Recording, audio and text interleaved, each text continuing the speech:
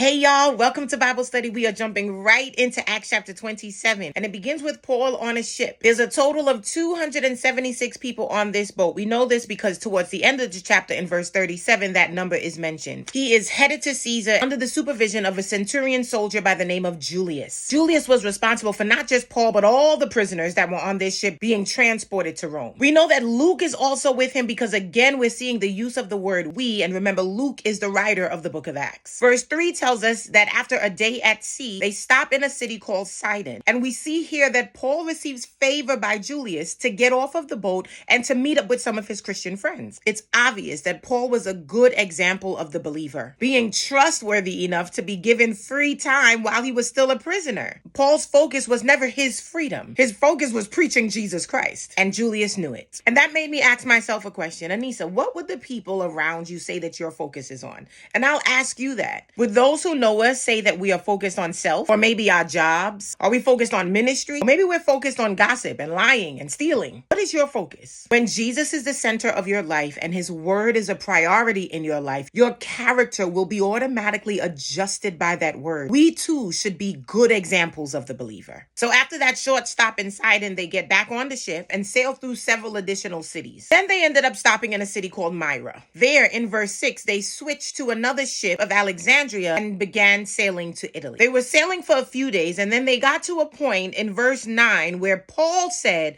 it was dangerous to continue sailing. So I'm not a sailor, nor am I an expert on any good or bad times to sail. But we know that Paul has been a missionary in the field for several years, sailing waters for several years from city to city. We can say that Paul might be somewhat of an expert here. And in verse 10, he warns them, "Sirs, I perceive that this voyage will be with hurt and much damage." He tells them if we keep going, we're going to lose the cargo, we're going to lose the ship, and we're going to die. And in verse 11, nevertheless, the centurion believed the master and the owner of the ship more than those things which were spoken by Paul. So they decide they're not going to listen to Paul. But if you read a few more verses in the chapter, you'll realize that they had good reason for it. The city that they had stopped in was not the best city to be in during the winter time. They wanted to get to Phoenix, which was known to be a haven in the city of Crete during the winter. Well, lo and behold, in verse 14, Hurricane Euroclydon hits hard, and they are in trouble. It gets so bad, they have to throw off all the cargo to make the boat lighter. And in verse 19, they even throw off the tackling of the ship. Now, I told y'all I don't know nothing about ships, so I had to look that word up. Tackling is the rigging equipment on the ship to load and unload cargo. They are at their wits' end getting rid of everything. And by verse 20, the Bible reads, all hope that we should be saved was then taken away. But then in verse 21, Paul finally speaks up. And why he starts with, "I told you so." Paul, they don't need that.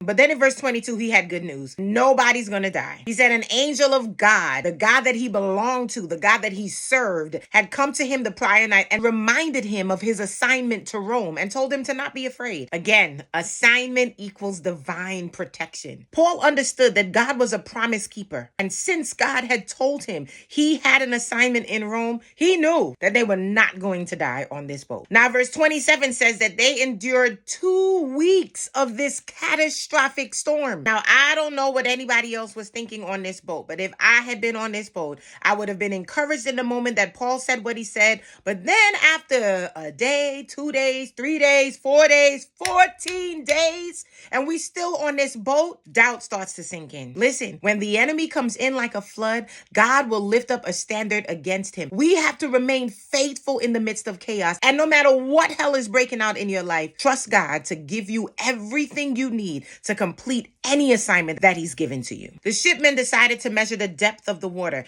And the Bible says in verse 27 that it was 20 fathoms. And then they measured again and it was 15 fathoms. A fathom is 6 feet. So 120 feet, then 90 feet. Seeing the depth decreasing, it's safe to assume that they are approaching land. They got nervous that they might hit rocks, so they decided to throw the anchors out at this point. Then Paul noticed that there were some shipmen pretending like they were throwing anchors off the boat, but they was really throwing off one of those small lifeboats that was on the boat because they were trying to get on that boat and save themselves. Paul said to Julius in verse 31, if they don't stay on the boat, we all gonna die. So Julius and the other soldiers in charge cut the ropes to that small ship and they were not able to escape. I know they was tight. Then in verse 33, Paul speaks to the entire group and encourages everyone to eat something. Between the anxiety and seasickness, the Bible said that they all had lost their appetite and hadn't eaten for 2 weeks. Paul, by divine discernment, knew that they needed to build up their strength for what was coming next. And they all took heed, ate, and went to sleep. They woke up the next morning and saw land in the distance. It was a miracle. But in verse 32, some of the soldiers said, we need to kill all of these prisoners because we cannot afford to have fugitives. Remember, it's customary that if your prisoners get away,